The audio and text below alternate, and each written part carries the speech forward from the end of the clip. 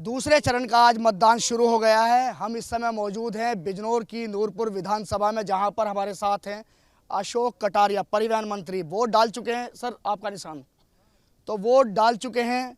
अब आपसे ये जानना चाहेंगे कि बिजनौर में क्या रहने वाला है। वैसे इस बार अगर आप बिजनौर में कमल खिलने वाला है और कमल यहाँ पहले भी खिलता रहा है और अब भी कमल खिलेगा। बिजनौर जिला भारतीय जनता पार्टी के साथ था, है और रहेगा। पिछली बार भी हमने 8 में से 6 विधानसभा सीटें यहाँ जीती थीं और 2 विधानसभा सीटें नजबाद और नगीना वो हमारी चूक गई थी। हम उन दोनों सीटों को इस बार बहुत शानदार तरीके से लड़ रहे हैं। लेकिन कहा जा रहा है कि पश्चिमी उत्तर प्रदेश की बात की जाए तो गठबंधन जो है वो बहुत तेजी से आगे बढ़ रहा है, गठबंधन को काफ़ी वोट मिल रहा है, ऐसा कहा जा रहा है। तो टक्कर किससे मानते हैं आप लोग? गठबंधन को बहुत बड़ी गलतफहमी है अपने बारे में और इस 2 लड़कों की जोड़ी को भी बहुत गलतफहमी है। मैं कहना चाहता हूं, उत्तर प्रदेश में 2 लड़कों की जोड़ी एक बार पहले भी भाजपा के सामने बन चुकी है और फ्लॉप हो चुकी है और ये 2 लड़कों की जोड़ी भी फ्लॉप होगी क्योंकि इनके पास कोई विजन नहीं है। उत्तर प्रदेश गुंडा राज के विरुद्ध मतदान कर रहा है, उत्तर प्रदेश विकास के लिए मतदान कर रहा है, उत्तर प्रदेश उन्नति के लिए मतदान कर रहा है। उत्तर प्रदेश के अंदर एक जमाना था अपहरण होते थे, आज अपहरण से उत्तर प्रदेश को मुक्ति मिल गई है, इसलिए वो वोट कर रहा है। प्रथम चरण के बाद अखिलेश यादव ने ये कहा है कि गर्मी शांत हो गई। किस पर निशाना है? देखिए, गर्मी तो उत्तर प्रदेश में गुंडों की शांत हुई है, माफियाओं की शांत हुई है, लफंगों की, लोफरों की शांत हुई है और आने वाले दिनों में 10 मार्च के बाद फिर इनकी गर्मी जो बचे खुचे होंगे उनकी भी शांत हो जाएगी। यानी कि लगता है आपको कि आप लोग अच्छा प्रदर्शन करने वाले हैं इस बार भी? भारतीय जनता पार्टी, जनता ने तय कर लिया है योगी सरकार को दोबारा लाना है।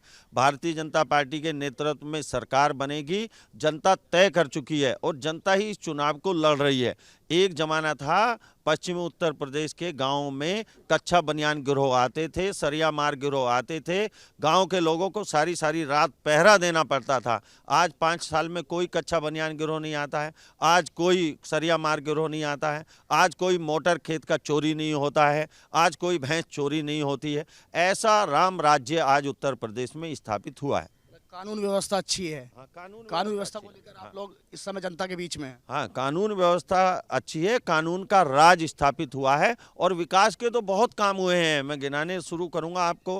पूर्वांचल एक्सप्रेसवे बन रहा है, बुंदेलखंड एक्सप्रेसवे बन गया है, गोरखपुर एक्सप्रेसवे बन गया है, गंगा एक्सप्रेसवे बन रहा है, विश्वविद्यालय बन रहे हैं, बहुत 33 मेडिकल कॉलेज खुले हैं, उनमें से एक बिजनौर का भी महात्मा विदुर मेडिकल कॉलेज है। बहुत विकास के काम हुए, विकास की गंगा बहाने का काम इन सरकारों ने किया है, खजाने का मुंह गरीबों की तरफ खोलने का काम किया।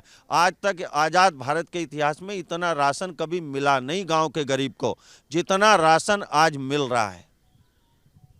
मंत्री जी, अगर बात की जाए पश्चिमी उत्तर प्रदेश की और खासकर बिजनौर की, तो बिजनौर से भी काफ़ी जो किसान थे वो हमें गाजीपुर बॉर्डर पर मिलते थे अक्सर, और वो काफ़ी नाराज़ थे और वो अब भी कहते हैं कि सरकार ने हमारी जो सभी मांगे थी वो नहीं मानी है।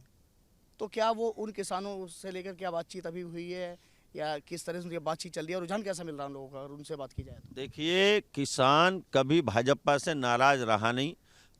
अटल बिहारी वाजपेयी जी की सरकार ने किसान क्रेडिट कार्ड उसको दिया और आज किसान उसका उपयोग बड़ी मात्रा में कर रहा है। ऐसे ही माननीय नरेंद्र मोदी जी की सरकार ने 6,000 रुपये प्रति किसान को प्रत्येक खाते में डालने का काम किया। एक गांव के अंदर, एक घर के अंदर 5-5 खाते हैं, एक घर के अंदर 30-30 हज़ार रुपया आ रहा है। इतना बड़ा काम इस सरकार ने किया, कोई कर नहीं सकता। और दूसरा, किसानों की बिजली, खेती की बिजली अलग की, गांव की बिजली अलग की। आज़ाद भारत में पहला घटनाक्रम है जब खेत की बिजली अलग की गई और गांव की बिजली अलग की गई। आज किसान सुबह जाता है अपने खेत पर, शाम तक बिजली पानी चलाता है और शाम को लौट आता है, अपने बच्चों के बीच में सोता है। पहले किसान सारी सारी रात खेत पर पड़ा रहता है। ये बदलाव लाने का काम इस सरकार ने किया है।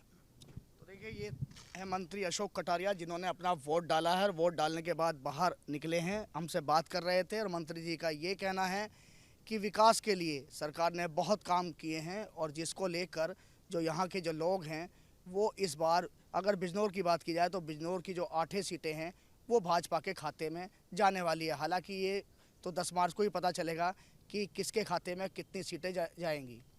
बिजनौर के नूरपुर विधानसभा सीट से कैमरामैन कुलवंत के साथ एबीपी गंगा के लिए मैं शक्ति सिंह।